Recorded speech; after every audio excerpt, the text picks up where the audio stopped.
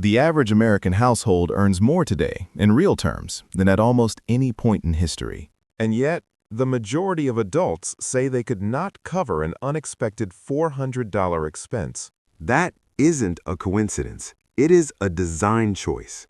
Over the last 10 years, technology companies quietly redesigned something fundamental inside your head. Not your salary, not the economy, but your actual brain chemistry around spending. Let me walk you through a completely ordinary Tuesday night. Let's call him Peter. Peter is a working professional. He earns a reasonable income. He isn't reckless.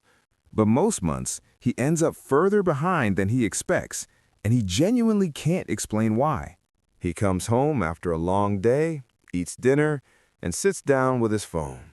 His brain is tired. This matters. We'll come back to it later. He opens social media. A video autoplays, a slow, well-lit review of an espresso machine. The creator isn't pitching anything. They're just showing coffee being poured. It looks satisfying. Beneath the video, a single button. Buy with one tap.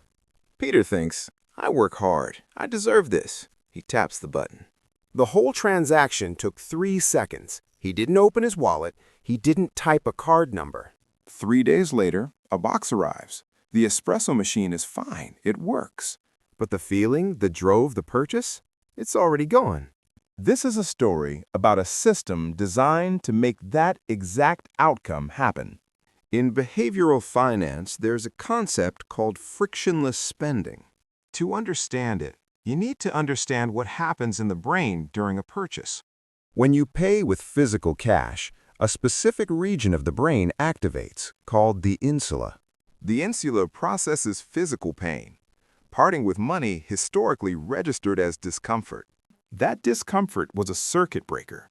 It gave your rational brain time to evaluate.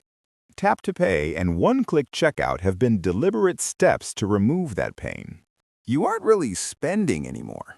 You're just waiting for a box to arrive. Now, layer in the algorithm. The platforms are not guessing what to show you. They track how long you linger. They know when you're likely to be tired.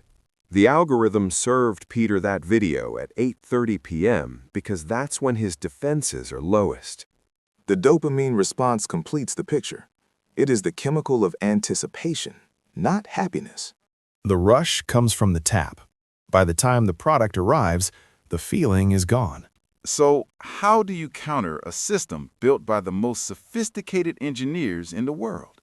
You don't out-optimize it. You just put the friction back. The rule is called the 24-hour rule. When you see something you want, add it to your cart. Then close the app and wait 24 hours before you are allowed to check out. This allows the impulsive amygdala to quiet down and the logical brain to wake up. In most cases, when you open that cart the next day, the urgency has vanished. To enforce this, delete your saved payment information from your phone. The inconvenience of re-entering your card number is exactly the friction you need. Turn off personalized ad tracking in your settings to degrade the algorithm's data.